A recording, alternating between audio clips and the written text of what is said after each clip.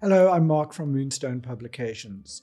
Welcome to this overview of some of the stories we've covered over the past week. But first, please hit the subscribe button and share this video with your friends and colleagues. Coming up in this week's update, the life and disability insurance gap widened sharply. Most formerly employed South Africans have no critical illness cover. MBSE will hold free virtual open days next month. More FSPs are settling complaints directly with consumers. There's no room for complacency after South Africa gets off the grey list. And the Board of Healthcare Funders seeks clarity on plans to phase out the medical scheme tax credits.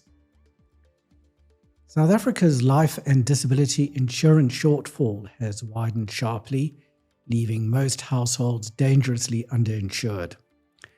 The CISA Insurance Gap Study estimates that the combined protection gap has surged to 50 trillion rand, up from 35 trillion rand 4 years ago. The typical income earner now has only 39% of the life and disability cover their dependents would need to maintain their standard of living. According to the study, the average worker requires 2.1 million rand in life cover, but holds only 800,000 rand, leaving a gap of 1.3 million rand. For disability, the shortfall is even larger at 1.8 million rand.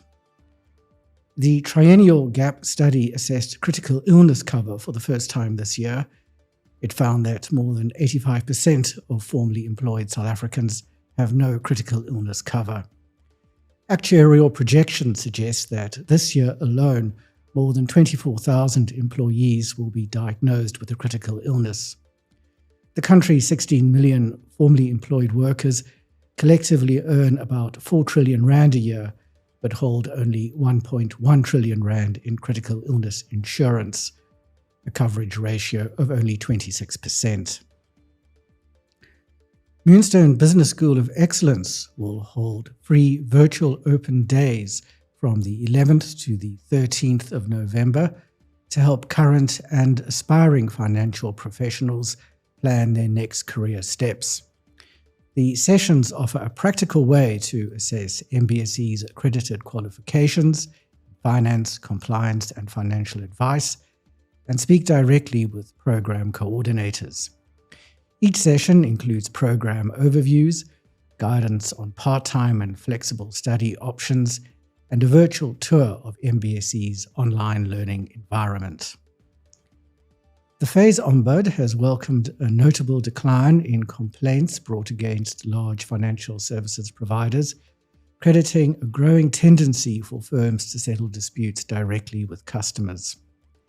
Advocate John Simpson said the office's latest annual report shows this shift has reduced the caseload, even as overall public engagement with the office has risen.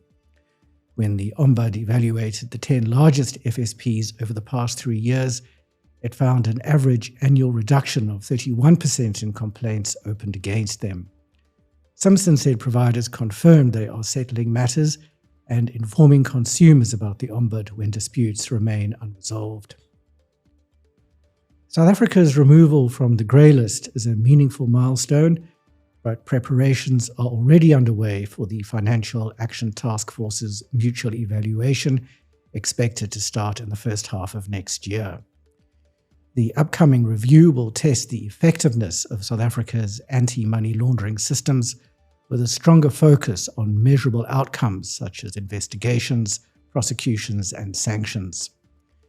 National Treasury said neither government agencies nor regulated private sector entities can afford to become complacent and must maintain and build on the measures introduced during grey listing. The Board of Healthcare Funders has asked National Treasury to clarify government plans to phase out the medical scheme tax credits to help fund national health insurance. According to the BHF, the Department of Health has indicated that the phasing out process will begin in the 2026-27 financial year, starting with medical scheme members in the highest tax brackets. The process will be completed over 3 years although full NHI implementation is projected to take 10 to 15 years. The BHF said this could leave millions of South Africans without adequate healthcare protection before a viable alternative is in place. That's all we have for this week. You can read these stories and many more on our website, moonstone.co.za. Until next time, here's wishing you all the best from the team at Moonstone Information Refinery.